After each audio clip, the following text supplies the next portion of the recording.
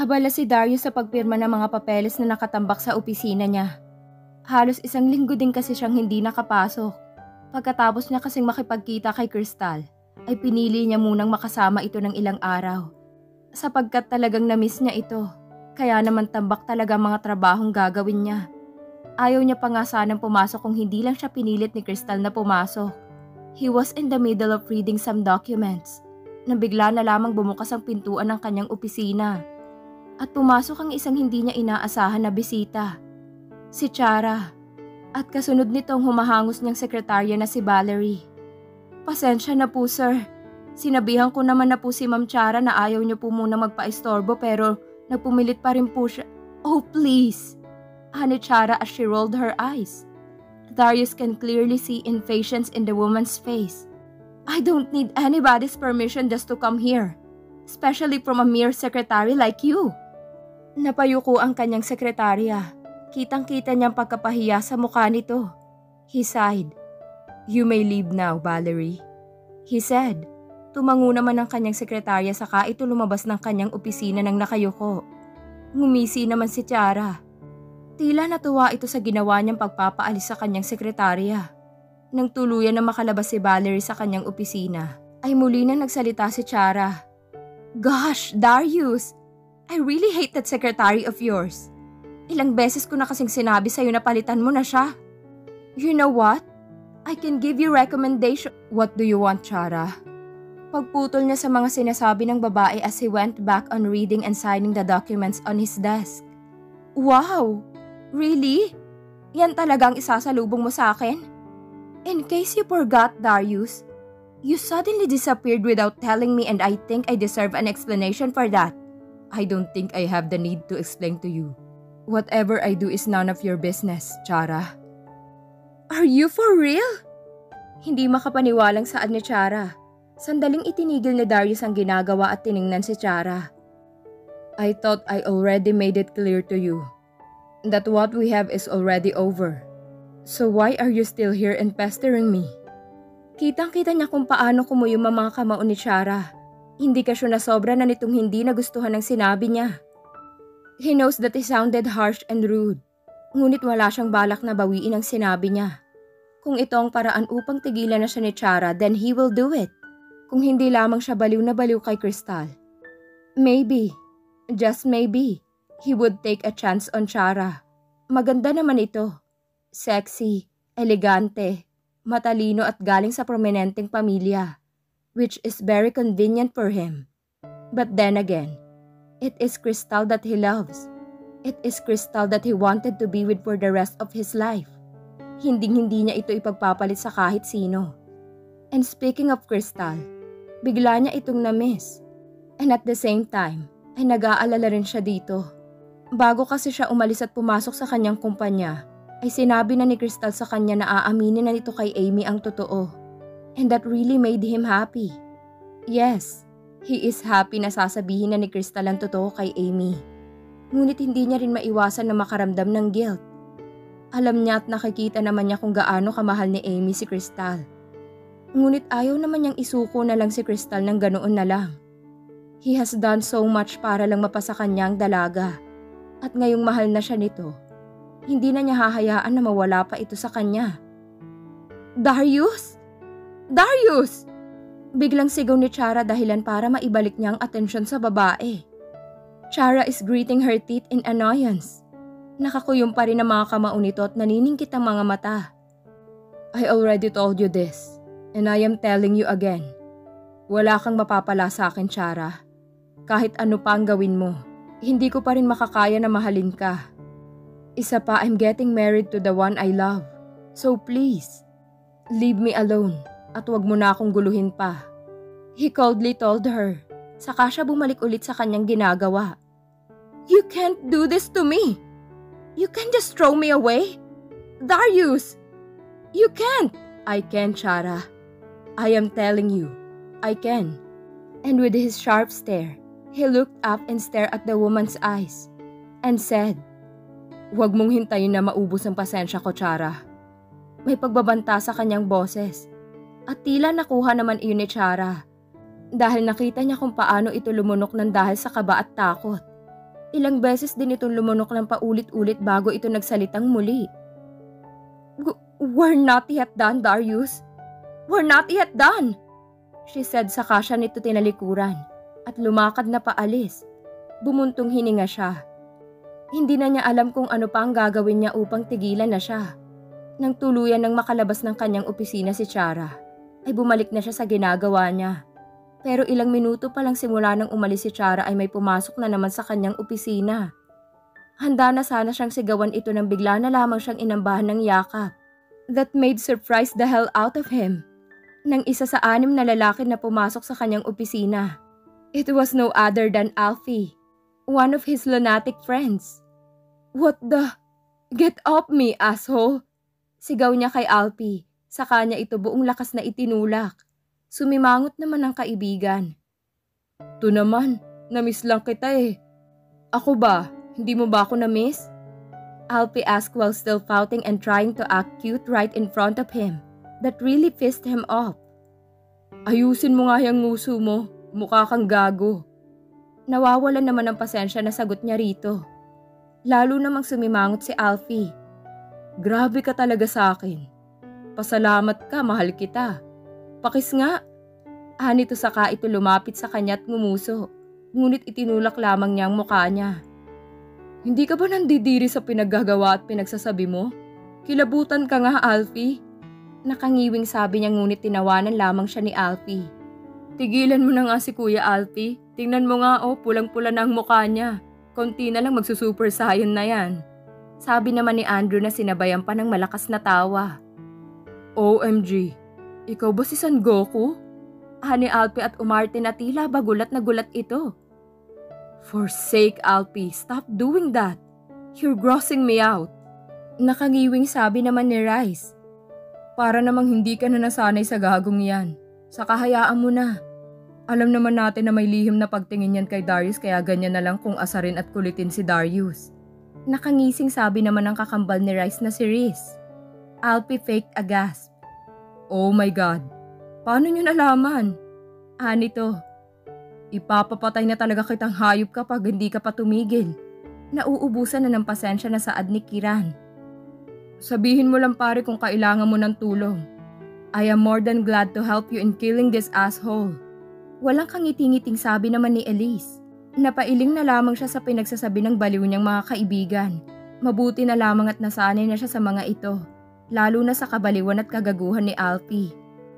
Alfie, Kiran, Elise and the twins Rice and Riz were his best friends since college. At dahil palaging tumatambay ang mga ito sa bahay nila, ay naging kasama na din sa barkada nila ang kapatid niyang si Andrew. "So, anong ginagawa niyo dito? Wala ba kayong mga trabaho at ako ang ginugulo niyo?" Tanong niya sa mga kaibigan bago siya magpatuloy sa kanyang trabaho. Komportable namang umupo ang 5 niyang kaibigan at ang kapatid niyang si Andrew sa mga sopa na nasa loob ng opisina niya. "Wala lang, makikibalita lang sana kami." Sagot ni Elise sa tanong niya. "Makikichismis lang pala kayo. Kalalaki niyong tao ang chichismoso niyo." "Chismoso agad? Hindi ba pwedeng concern lang kami?" "Baka kasi kung ano-anong kagaguhan ang pinagagawa mo." Sagot naman ni Riz. "Kamusta na nga pala kayo ni Crystal? Tuloy pa ba ang kasal?" Tanong ni Alfie. Napatigil si Darius sa ginagawa at kaagad siyang napangiti nang marinig niya ang pagbanggit ni Alfie ng pangalan ng babaeng kanyang minamahal. "Yes, matutuloy ang kasal. Nagkaaminan na kami. At ngayon nga, mag-uusap na sila ng girlfriend niya. She's breaking up with her girlfriend." He answered casually. "Paano mo nagawa yun? Baka naman pinagbantaan mo kaya napilitan siyang sabihin sa'yo na mahal ka rin niya." Nakangising sabi naman ni Kiran. "Gago." Sagot niya kay Kiran na ikinatawa lamang nito. "So, anong susunod kuya?" Andrew asked. "Pagtapos na ang lahat ng problema namin ni Crystal, aasikasuhin na namin ang kasal namin dalawa." Aniya. And he can't help but widen his smile even more as he mentioned the word kasal. He really can't wait to tie the knot with the woman he loves. "Iba talaga kapag in love." Pailing-iling na sabi ni Alfie. Papunta na si Crystal sa kondo ni Amy. Plano na niyang sabihin sa nobya ang totoo. Ayaw na niya magsinungaling pa rito.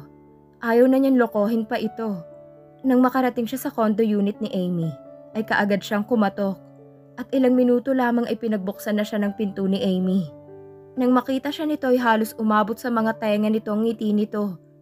Kaagad siya nitong hinila papasok sa loob ng condo nito. At nang makapasok siya ay saka siya nito niyakap ng napakahigpit. I miss you so much, babe. God, I miss you so much. Nito nang bitawan na siya nito. At nang akmang hahalikan siya ni Amy, ay kaagad siyang umiwas na ikinagulat naman ni Amy. Babe, may problema ba?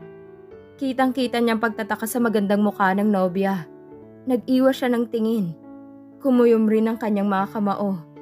Ang totoo'y kinakabahan siya at hindi niya alam kung ano ang sasabihin at kung ano ang mangyayari. Ngunit nakapagdesisyon na siya. She will settle this once and for all. Ipinikit niya ang kanyang mga mata at huminga ng malalim. At nang muli niyang binuksan ang mga mata, ay tinitigan niya si Amy. We need to talk, Amy. May kailangan akong sabihin sa'yo. She said while staring right into her eyes. Ano yon? Hindi na ba makapaghihintay yan? Babe, miss na kita eh. Halos isang buwan ka ding nawala. Alam mo bang halos mabaliw ako sa paghahanap sa'yo? Tapos nung bumalik ka na, ang lamig-lamig naman ng pakikitungo mo sa akin. Dapat nga mag-explain ka pa sa akin kung bakit bigla ka nalang nawala. Pero makakapaghintay pa naman yun, di ba? At yung sasabihin mo, makakapaghintay din naman yan. Because for now, I just wanted to hug you, kiss you and feel you. God knows how much I missed you, Crystal, Amy said, habang hinahaplos-haplos nito ang kanyang kaliwang pisngi. Kung dati ay kinikilig siya kapag ginagawa ito ni Amy, ngayon ay wala na siyang maramdaman. And it only mean one thing. And that is she's not in love with her anymore. Hindi na to makapaghihintay pa, Amy. Kailangan mo na tong malaman. She told her ngunit hindi pa rin ito nakikinig at sa halip ay tinangkapan nito na halikan siya. Dahilan upang maitulak niya ito ng hindi sinasadya. Halatang nagulat si Amy sa ginawa niya. At maging siya ay nagulat rin. Ngunit pinilit niyang hindi magpakita ng kahit na anong emosyon sa kanyang muka. Kailangan niyang maging matapang sa paningin nito. Dahil mas lalo lamang niyang masasaktan si Amy kapag pinatagal pa niyang pagsisinungaling at panloloko niya rito. At habang nakatitig sa dalaga, ay sinabi niya ang dapat niyang sabihin. Muli siyang humugot ng napakalalim na hininga. And with her eyes closed, she said, I'm breaking up with you. Ilang minuto niyang ipinikit ang kanyang mga mata at nang buksan niya ang mga ito, ay nakita niya kung paano nagunahang tumulo ang mga luha ni Amy na nagpasikip sa kanyang dibdib. Nakagat niya ang kanyang ibabang labi. She can feel the guilt slowly enveloping her, dahilan upang tumulo na rin ang kanyang mga luha. I was already expecting this to happen. Pero hindi ko inaasahan na ganito pala kasakit kapag nangyari na. Amy said na kanyang ikinagulat. What do you mean? Gulat na tanong niya. Narinig ko kayo ni Darius. Matagal ko nang alam, Crystal. Matagal ko nang alam na niloloko mo lang ako. Sagot nito sa kanya na may mapait na ngiti sa mga labi, habang patuloy pa rin ang pag-aalpasan ng mga luha nito. How? Sa ospital, sinundan kita nung pinuntahan mo ang mga magulang mo. At dun ko narinig ang lahat. Bakit, Crystal? Anong nagawa ko? May pagkukulang ba ako? Bakit? Paano mo to nagawa sa akin? Sunod-sunod at pautal-utal na tanong nito sa kanya. Lumakas na ang mga hikbi nito. And that made her cry even more. Masakit. Nasasaktan siya na nakikita itong nasasaktan ng dahil sa kanya. Nasasaktan siya na nakikita itong lumuluha, lalo na at siyang dahilan ng pagluha nito. Hindi ko sinasadyang mahulog ang loob ko kay Darius. I've tried, Amy. I've tried to stop myself from falling in love with him. Pero wala eh. Walang nangyari. Tuluyan pa rin akong nahulog sa kanya. I swear, hindi ko gustong saktan ka. But before she could even finish talking, ay ganoon na lamang ang gulat niya nang biglang hinablot ni Amy ang base na nasa gilid niya. At init siya iyon sa dingding. dahilan upang magkahalasog-lasog ang base. Bullshit, Crystal! Nakatiim ang mga bagang na sigaw nito, habang lumuluha pa rin. Hindi mo ako gustong saktan? Kung hindi mo ako gustong saktan, sana hindi mo minahal ang lalaking yon. Bakit ha? Anong ginawa niya sa'yo? Ginayuma ka ba niya? Magaling ba siya sa kama? Ano? Sabihin mo tihigitan ko. Because God damn it, mahal na mahal kita. At hindi ko kayang mawala ka sa buhay ko. Tell me, Crystal, ano ba ang dapat kong gawin para wag mo akong hiwalayan? Sabihin mo at gagawin ko. Handa kong gawin ang lahat, Crystal. Just tell me. Amy said and cried even harder as she fell down to her knees. Ramdam niya ang sakit at galit sa bawat iyak nito. Pareho at sabay na silang umiiyak. Sa una pa lamang ay ito ang pinakaayaw niyang mangyari, ang masaktan si Amy. Ngunit kahit anong sabihin at gawin niya, masasaktan niya pa rin ito. Kahit anong dahilan pa ang sabihin niya, Amy will always end up hurting. Kung kaya't pinatatagan lamang niya ang kanyang sarili. Lumuhod siya sa harapan nito. Sa kanya hinaplos sa magkabilang pisngi ng dalaga at dahan-dahang pinahid ang mga luha nito. Minahal kita, Amy. Alam mo kung gaano kita kamahal. Pero kasi ngayon, iba na ang nararamdaman ko. Ayoko mangsaktan ka pero itong mas tamang gawin. Ang saktan ako, Crystal? Kung ayaw mo man talagang saktan ako, please, ako na lang ang piliin mo. Hindi ko kayang mabuhay nang wala ka. Nagmamakaawa nitong Saad. At hindi ko na din kayang mabuhay nang wala si Darius. I'm sorry, Amy, but I'm choosing Darius. Makakahanap ka din ng iba. Your world does not only revolve around me. Marami ka pang makikilala, so please, hayaan mo na ako. Pakawalan mo na ako. Ang sikip-sikip na ng dibdib niya. Halos hindi na din siya makahinga sa kaiiyak. Kaya naman huminga muna siya ng malalim bago siya nagpatuloy sa pagsasalita. I love you, Amy. Pero hindi na kagaya ng pagmamahal mo sa akin. I'm sorry, Amy. I'm really sorry. She sincerely said, bago siya tumayo at pinahid ang sarili niyang mga luha. She composed herself at hinayaan niyang umiyak si Amy. Gusto na niyang umalis dahil hindi na niya kinakaya pa ang sakit. Kung kaya't tinalikuran niya na ito at humakbang na siya palabas. Ngunit bago pa man siya tuluyang makalabas sa kondo ni Amy, ay narinig muli itong nagsalita. Hindi ko hahayaang maging masaya kayo. Akin ka lang, Crystal, at walang pwedeng umangkin sa'yo. Amy dangerously said na nakapagpatindig sa kanyang mga balahibo. Hanggang sa makabalik si Crystal sa ospital ay wala pa rin siya sa sarili. Kanina habang naglalakad siya paalis sa kondo ni Amy, ay gusto na niya itong balikan. She wanted to hug her and tell her how sorry she is. Ngunit hindi niya ginawa. Because if she did, baka tuluyan na siyang hindi makaalis doon. She hated seeing Amy cry. She hated seeing her in pain. Lalo na't alam niyang siya ang nagdulot ng sakit na nararamdaman nito. Gusto niyang suntukin, sampalin o bugbugin ang sarili. Yes, she loves Darius. Pero hindi naman ibig sabihin niyon ay wala na siyang pakialam sa nararamdaman ni Amy. Amy will always have a special place in her heart. And no one or nothing could ever change that. Kaya naman nang makita niya kung paano ito umiyak at magmakaawa sa kanya na wag niya itong hiwalayan, ay sobrang sakit din ang kanyang naramdaman. Kung may paraan lang para hindi niya ito masaktan, ay paniguradong iyon ang gagawin niya. But there's no other way around. It's either sabihin niya rito ang katotohanan at hayaan itong mag-move on at kalimutan siya, o patuloy siyang magsisinungaling dito at paaasahin niya itong may nararamdaman pa rin siya para rito. So she chose the first one. It's better to hurt her with the truth than to make her feel better with lies.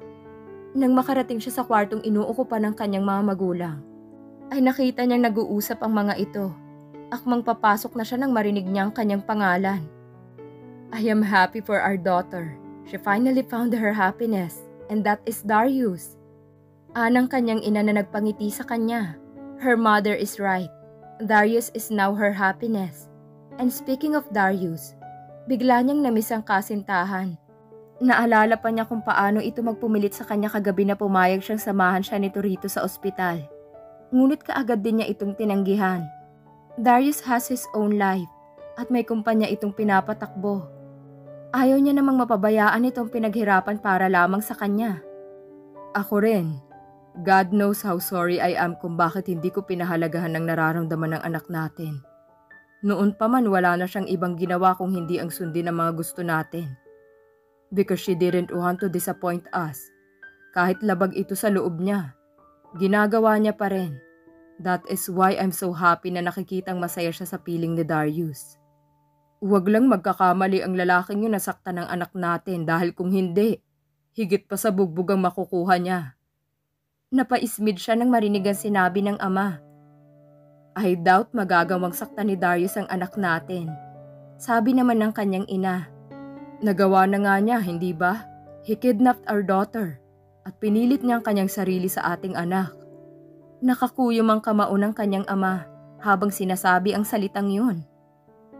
Pero nakita mo naman kung paano niya alagaan si Crystal ngayon, hindi ba? Oo, mali ang ginawa niyang pagkidnap sa anak natin. Pero hindi naman din natin maikakailan na mahal niya ang anak natin. Sa tingin mo ba mahuhulog ang anak natin sa kanya kung hindi niya trinato ng mabuti ang anak natin? So calm your nerves, Adolfo. I believe that our daughter is in the right hands of a good man. At isa pa masaya si Crystal sa kanya. So sana suportahan na lang natin sila. Biglang bumuntong hininga ang kanyang ina. Hindi ko lang alam kung anong magiging reaksyon ng anak natin kapag nalaman niyang ginawa mo kay Darius.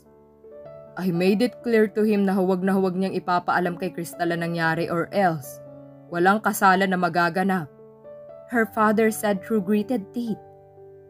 You are too cruel. And you are too soft towards that man, Maria. Kung tutuusin ay kulang pa ang ginawa ko sa kanya.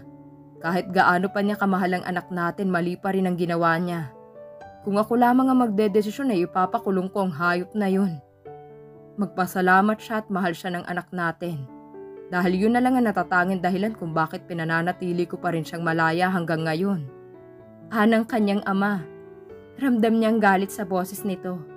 Dahilan upang mapahinga siya ng malalim. Magsasalita pa sana ang kanyang ina nang tumikhim siya dahilan para makuha niyang atensyon ng mga ito. Bahagya pang nagulat ang mga ito nang makita siya. Una niyang nilapitan ang kanyang ina at hinalikan ito sa pisngi. Sa kanya binalingan ng ama at nilapitan ito. Her father has a serious look on his face. And so is she. Pinag-ekis ng kanyang ama ang mga braso nito. Mukhang nakapagsumbong na sa'yo ang lalaking yun, ha? Bahag naman palang buntot ng lalaking... Dad, pagputol niya sa mga sinasabi ng ama. Alam kong nag-aalala kayo sa akin. And I know that you just wanted to protect me. But I won't tolerate you hurting my man. Nakakuyom ang mga kamao na sabi niya. Crystal. Anang kanyang ina na tila sinasaway at pinapahinahon siya. Binalingan niya ang ina at nakita niya sa mga mata nito ang pagmamakaawa. Ngunit mabilis niya rin na naibalik ang tingin sa ama na magsalita ito. That man is no good for you, Crystal. Then are you going to ask me again na hiwalayan siya? Just like when you found out that I am dating Amy? Matapang niyang tanong sa ama. Crystal! Muling saway ng kanyang ina. Base sa tono nito ay alam na niyang hindi nito nagustuhan ang sinabi niya. Huminga siya ng malalim. Kailangan niyang pakalmahin ang sarili niya. Pilit niyang isinisiksik sa ulo niya that she won't just confront her father, but she also has to convince him to accept Darius and give them his blessing. Nang sa tingin niya ay kalmado na siya ay saka lamang siya muling nagsalita. Hindi po ako sasaktan ni Darius, Dad. Trust me on that. Mahal na mahal niya po ako kaya sigurado po ako na wala siyang gagawin na maaaring makasakit sa akin. Kalmado niyang saad. Ilang minuto muna na natahimik ang kanyang ama bago ito bumuntong hininga. Mahal mo ba talaga ang gagong yun? Her father asked firmly. Tumango siya. Mahal na mahal po. Alam ko pong napakabilis. Maging ako ay hindi makapaniwala na kaya ko siyang mahalin ng ganito kabilis. Pero wala eh. Puso at isip ko na po ang nagsasabi na mahal ko po siya. At alam kong yun din ang nararamdaman niya para sa akin. So please, Dad, stop worrying about me. Darius loves me. At ilang beses na po niyang ipinaramdam at ipinakita yun sa akin. Muli na namang natahimik ang kanyang ama. Dahilan upang bumilis ang tibok ng puso niya. She badly wanted her father's approval. At alam niyang iyon din ang gusto ni Darius. Okay. Anang kanyang ama na matapos ang ilang segundong pananahimik nito. Dahilan upang magliwanag ang kanyang muka. Pero kapag sinaktan ka uli ng lalaking yon, ay kaagad mong sabihin sa akin nang maturuan ko siya ng leksyon.